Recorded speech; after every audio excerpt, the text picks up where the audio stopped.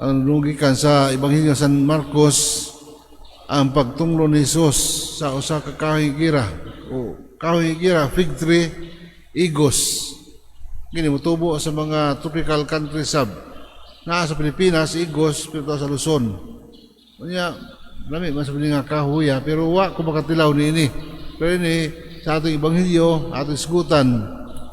Sa laing Ebanghelyo kadiyang may bisita ang usa ka tagiya sa iyang tanaman unya kanang nagbalik-balik tulo ka tuig siya nining mong kahoy may bunga musamingon siya sa niro kanang atong putlon kining kahoy kay kusik-kusik lang sa kanang tabunok kayuta mingon ang hardinero nga ayo lang sir tagaikog usa ka tuig kay basig mamunga ra kubkuban ko ang palibot o mga pataba kay basig mamunga ra ning tuiga kun dili atong putlon ngini kang San Marcos nga original nining mong istorya nga nagkopya sa Lucas nini nga siya ang pinakauna nga gospel writer nga gi-approve simbahan kining sa San Marcos karon nga gitunglo ni Jesus ang usa ka gira ngano man dahon lamang makita nindot tan-awon dahon lamang apan way bunga kanang paingon ni Jesus nga sugad karon wala na makaon sa imong bunga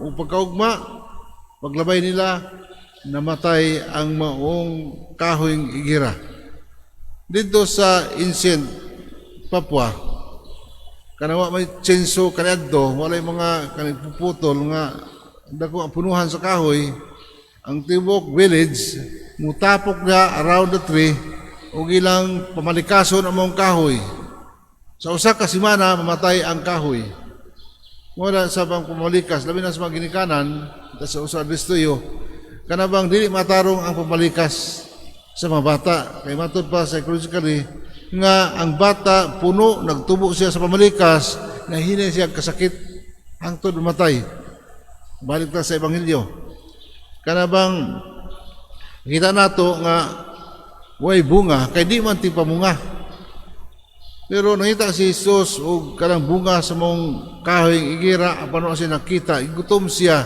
ngadtong higayuna kanang atong dalik atong to make it short kanang unsay punto sa Ebanghelyo kanang iyang target sa iyang mga pasumbingay kini mga Parisiyo nga kanabang self-righteous people nga sinagtuman sa balaod apan way makita mo nakanunay enkwentro ni Jesus ang mga Parisiyo tungod kay tigpakaringnon. Here we have noticed the sin of hypocrisy. The sin of hypocrisy nga makita nato kasama sa kangigira nga dahon walay bunga. Nagdako lang ang mga punuan way bunga. Nakita ni Jesus. It is also addressed to us, individual. Nga kita nga pwede sabihin tayo riyoso pero sukwahi ang atong buhat way bunga ang atong pagkatao. Hinimbahon man ta normally expected of us nga mamunga ta sa pagkamatarong, pagkamangatagon, mapasayloon pero ngano man nga bisag sa atong pagmampuon, pagkahinimbahon, di makita kamo maluoy sa tao. Ngano man nga kita mampuon hinimbahon, ngano man nga di makita kamo pasaylo. Watay concern sa uban. Munang ipakita ni Jesus ang bunga sa atong pagkatao. Di lang kung nagtubo kita sa kalibutan nga itagag kinabuhi, kung dili kita usab mamunga sa atong pagtuo. Ang atong teknolohiya mitaas na, high-tech na ta. Pero ang atong pagtuo wala ginuuswag.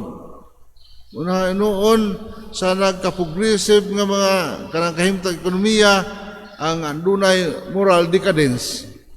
Karong adlaw mga MSC, karong adlaw significantly for us kay nga naman every June 2 mo ni ang pizza sa kanang pag-profess namo sa among vows sa among mga panumpa sa Ginoo isip sa kareliyoso as MSC we took our vows this day sa vows sa poverty, celibacy and obedience. Unya 30 years ago ko nagbaw as MSC. I became member of the MSC Commission 30 years ago. In fact, in my 25th year as MSC, we were given the chance to go to Europe. Kami tulo, among batch. Unya, ibali incentive palipay nga nakaabot og 25 years. Pero balikan ako akong kinabuhi, dagay bunga. Pero doon na sa mga tuig nga, minus ang bunga sa akong pagkareliyoso as MSC. Sa pagkapari, 27 years na ko. Kung mga tanong sa pagalingon, namunga ba ko? Of course, namunga ko. Pero doon ay panahon nga ang Ginoo nga ay bunga. And we have to accept that, our weaknesses.